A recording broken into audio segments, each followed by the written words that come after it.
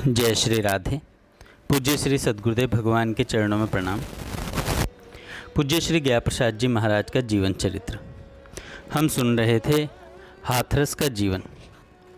पूज्य श्री पंडित जी स्वयं प्रेम के प्रसंगों में डूबकर कथा कहते थे। प्रेम में डूबी हुई प्रेम विवलता आपकी वाणी के प्रसाद से अद्भुत भगवत चरित्र, भगवत प्रेमी भक्तों के प्रेमिल चरित्र एवं प्रेमियों के द्वारा प्रेम संपादन के सहज साधनों की चर्चा सुनकर भावुक श्रोतागणों के हृदय में संसार से वैराग्य एवं भगवत प्राप्ति की हूक उठने लगती थी। उनके नेत्रों से अश्रु वर्षा होने लगती थी। उनके शरीर में कंप पुलक आदि सात्विक विकारों का उदय हो उठता था। कथा श्रवण, श्री भगवान नाम कीर्तन एवं श्री भगवान नाम जप के प्रति श्रोताओं के अंतःकरण में लालसा एवं निष्ठा उत्पन्न हो जाती थी। जीवन में पवित्रता एवं सद्गुणों का संचार हो जाता था। बहुसंख्यक श्रोतागण पूज्य श्री पंडित जी की कथा नित्य नियम पूर्वक सुनते थे। परिस्थिति चाहे जैसी विषम हो, आंधी पानी ओला पाला गर्मी लू कुछ भी हो, वे कथा सत्संग सुनने अवश्य ही आते थे। जिन जिन लोगों ने पूज्य श्री पंडित जी की भगवत कथा सत्संग सुना है, वे आज भी द्रवित चित्त यह कहते हुए सुने जाते हैं कि पूज्य श्री पंडित जी की कथा क्या थी, भूतो न भविष्यति। हमने अपने जीवन में फिर ऐसी प्रेममयी रसमयी कथा सुनी ही नहीं। हमारे कान आज भी वैसी भावपूर्ण कथा सुनने के लिए तरसते रहते हैं, परंतु जीवन में यह तृष्णा कहीं बुझी ही नहीं।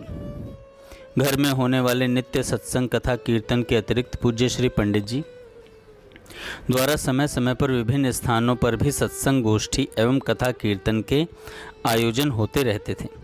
संपर्क में आने वाले आबाल वृद्ध स्त्री पुरुष सभी को श्री भगवत भजन में लगाने की अनुप्रेरणा के लिए पूज्य श्री पंडित जी विशेष पर्वों पर यत्र तत्र अलग अलग पंक्तियों में बालक स्त्री पुरुषों को बैठाकर षोडश नाम हरे राम राम राम हरे हरे, हरे कृष्ण कृष्ण कृष्ण हरे हरे महामंत्र की माला एवं सुंदरकांड श्री रामचरितमानस के पाठ कराते थे।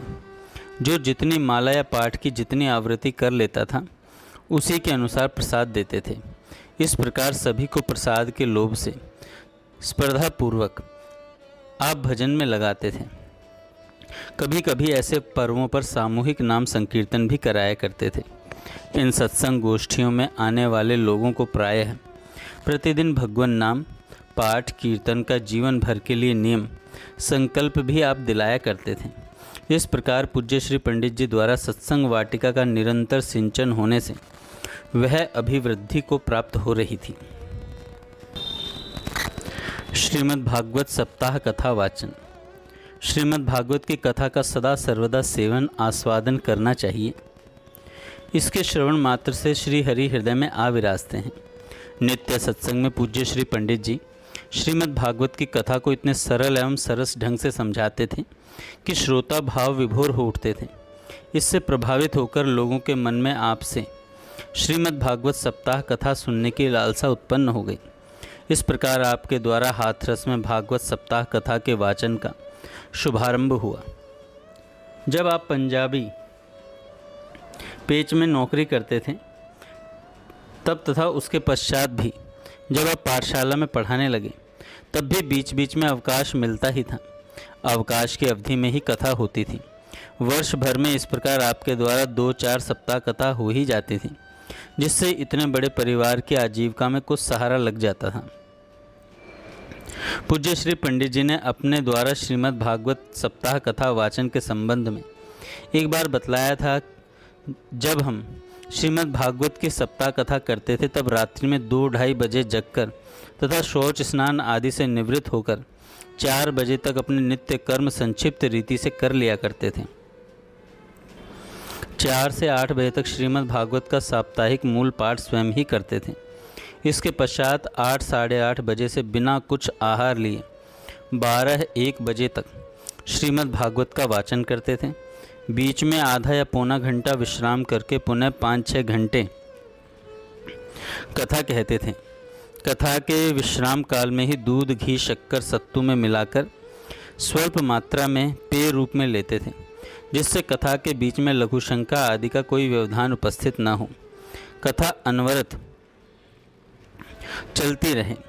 व्यास एवं समाज शैली का आश्रय लिए हुए प्रत्येक अध्याय एवं प्रत्येक श्लोक पर वाचन हुआ करता था। प्रायः कुछ छोड़ा नहीं जाता था। सस्ते का जमाना था। धनी या गरीब किसी से भी कथा की दक्षिणा तय करने का उस समय प्रचलन नहीं था। यजमान की श्रद्धा से जो प्रसन्नता पूर्वक प्राप्त होता था उसी में हम संतुष्ट रहते थे।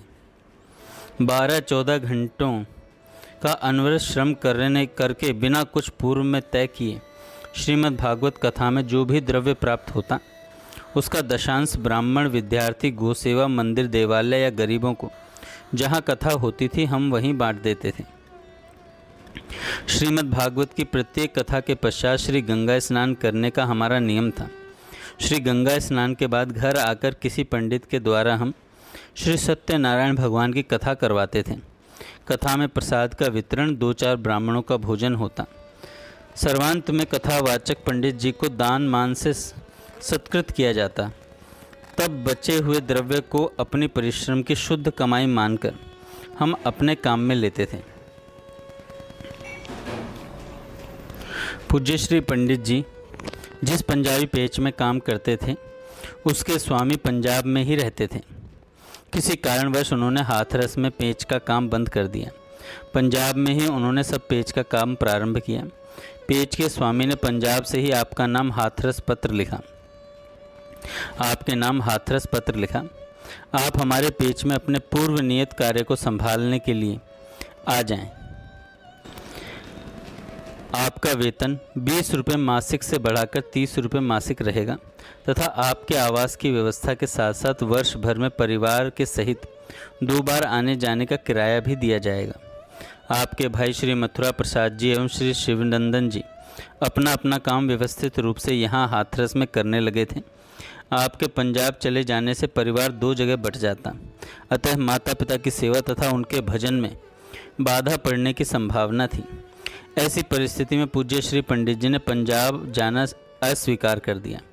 पंजाबी पेच के पंजाब जाने के पश्चात पूज्य श्री पंडित जी ने आजीविका के लिए प्राइवेट स्कूल जागेश्वर मोहल्ला मुरसान द्वार में पंडित श्री शिवलाल जी के स्थान में खोली।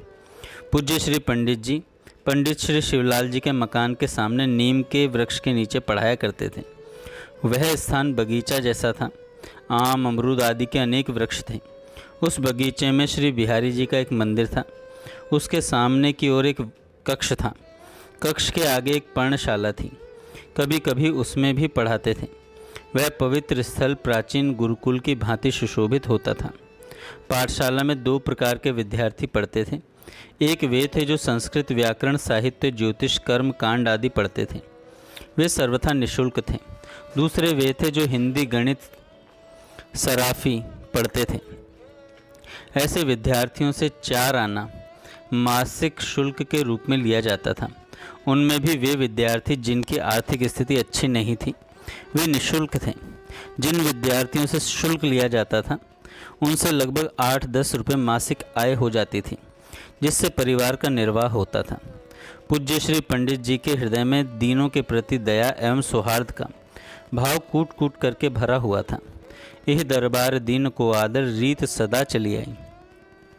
जो छात्र निर्धन थे उनसे मासिक शुल्क तो लेते ही नहीं थे, प्रत्युत यथासंभव अपनी ओर से उनकी सहायता किया करते थे तथा उन छात्रों को सबसे आगे अपने समीप ही बिठाकर उनकी पढ़ाई पर विशेष ध्यान दिया करते थे। दया से द्रवित होकर आप यह कहा करते थे, ये बेचारे कुछ पढ़ जाएंगे तभी अपना जीवन निर्वाह कर सकेंगे, इसके अतिरिक्त इनके लिए सहारा ही क्या है। इसका तात्पर्य यह नहीं था कि आप शुल्क देने वाले छात्रों की उपेक्षा करते हों। पढ़ाते समय सबके प्रति संभाव रखते हुए ही पढ़ाते थे। आपके हृदय में दोनों के प्रति सौहार्द के भाव की यह विशेषता थी। संस्कृत के छात्रों में अधिकतर ब्राह्मण बालक ही थे। बिना यज्ञोपवीत के किसी भी द्विजातीय बालक को आप संस्कृत की शिक्षा नहीं देते थे। बिना ही व्यय के पाठशाला में ही आप यज्ञोपवीत संस्कार संपन्न कर दिया करते थे। यज्ञोपवीत होने के पश्चात प्रथम संध्या गायत्री के मंत्रों को कंठस्थ कराते थे। संध्या के मंत्रों को स्मरण कर लेने पर संध्या की विधि बताकर त्रिकाल संध्या एवं गायत्री जप करने का आदेश करते थे। प्रातःकाल जगते ही भगवत ध्यान करना, माता पिता के चरणों में नित्य प्रति प्रणाम करना, उनकी आज्ञा का पालन करना, इसकी शिक्षा विद्यालय में आने वाले छात्रों को सर्वप्रथम प्रदान करते थे। आप ब्राह्मण बालकों के लिए शौचाचार एवं आहार व्यवहार की शुद्धि पर विशेष जोर देते थे। किसी प्राणी को अपने द्वारा कष्ट पहुंचने पर या किसी क्षुद्र जीव, चींटी आदि की हिंसा होने पर यह कहते थे कि तुम हिंसा से अपवित्र हो गए हो, अब हमें मत छुओ, जाओ स्नान करके आओ। सभी विद्यार्थियों को आप बड़ी तत्परता एवं प्रेम पूर्वक पढ़ाते थे। प्रत्येक विद्यार्थी को आप प्रारंभ से ही सावधानी पूर्वक संभालने का प्रयत्न करते थे। आपके जीवन में कर्तव्य परायणता एवं प्रमाद राहित्य पूर्ण रूपेण था। यही आप अपने छात्रों के जीवन में भी देखना चाहते थे। एक समय जब किन्हीं छात्रों को आप पढ़ा रहे होते, तब दूसरे छात्रों को पीछे के कार्य को दोहराने, स्मरण करने के कार्य में तत्पर रखते थे। जिन छात्रों को आप पढ़ा देते, उन्हें पढ़ाए हुए के अभ्यास में लगा देते थे। इस प्रकार सभी छात्रों को अपने अपने कार्य में आप व्यस्त रखते थे। सभी छात्र अलग अलग कुछ दूरी पर बैठते थे, जिससे कोई किसी को छुए नहीं तथा आपस में बात न करे। कुछ पूछना हो तो आपकी आज्ञा थी, हमसे ही पूछें, आपस में नहीं। प्रत्येक छात्र को गृह कार्य देते, अगले दिन प्रत्येक से पूछते थे। जो विद्यार्थी नियम पालन में त्रुटि करता था, गृह कार्य को पूरा करके या पढ़ाए हुए पाठ को स्मरण करके नहीं आता था, उसे आप दंडित करते थे। कोई भी विद्यार्थी दंड के भय से अनुशासनहीनता अथवा उद्दंडता नहीं कर सकता था। न कोई छात्र मार्ग में ही उधम कर सकता था। यहाँ तक कि अभिभावक घर पर किसी विद्यार्थी से यह कहते कि पंडित जी से तुम्हारी शिकायत कर देंगे, तो घर पर भी वह उद्दंडता छोड़कर शांत हो जाया करता था। आपके पढ़ाए हुए छात्रों द्वारा आपके दंड विधान के साथ साथ आपके द्वारा किए हुए दुलार की चर्चा प्राय सुनने को मिलती रही है। सुने हुए प्रसंगों में से एक उदाहरण के रूप में यहाँ दिया जा रहा है। एक बार एक छात्र ने किसी दूसरे छात्र से मार्ग में झगड़ा कर लिया। ज्ञात होने पर आपने उस छात्र को कई घंटे तक नीम के वृक्ष पर बैठने का दंड दिया और वहीं से बैठकर पाठ सुनाने का आदेश दिया, जिससे उसका समय व्यर्थ न जाए। जब वह बैठते बैठते दुखी हो गया, तब आप उसे पेड़ से नीचे उतारकर प्रेम पूर्वक समझाने लगे। फिर चिरवा और चिनौरी मंगाकर उसे प्रसाद रूप में दिया। ऐसे ही आपकी दंड प्रणाली थी। कठोर दंड के मिस से एक बार उसे भयभीत कर देते, फिर उसे बार बार प्यार से समझाते और आगे अनेक बार उसे सावधान कर स्नेह से प्रबोध प्रदान करते, जिससे वह अपनी भूल को सदैव के लिए भूल समझकर अपने जीवन में सद्गुणों का विकास कर सके। चाणक्य नीति में कहा गया है, 5 वर्ष की अवस्था तक पुत्र का लालन करना चाहिए। उसके बाद 10 वर्ष, 5 से 15 वर्ष की अवस्था तक उसे ताड़ना देनी चाहिए, अनुशासन में रखना चाहिए। जब वह 16वें वर्ष की अवस्था में पहुँचे तो उससे मित्र के समान बर्ताव करना चाहिए। पूज्य श्री पंडित जी के दंड की कठोरता किसी छात्र में पाए जाने वाले चारित्रिक दोषों को मिटाने के लिए ही विशेष रूप से थी। अन्यथा भय समन्वित प्रेम के प्रयोग मात्र से ही आप छात्रों के जीवन में अनुशासन, कर्तव्य परायणता, सत्य, सदाचार आदि गुणों को प्रतिष्ठित विकसित करना चाहते थे। बालकों के जीवन के समुचित विकास के लिए आपके द्वारा अपनाई गई पद्धति थी ताड़ना द्वारा निरंकुश जीवन को अनुशासित करना। अनुशासित जीवन में प्रेमपूर्ण व्यवहार द्वारा गुणाधान करना, अपने आचरण द्वारा शिक्षा देकर सद्गुणों को विकसित करना।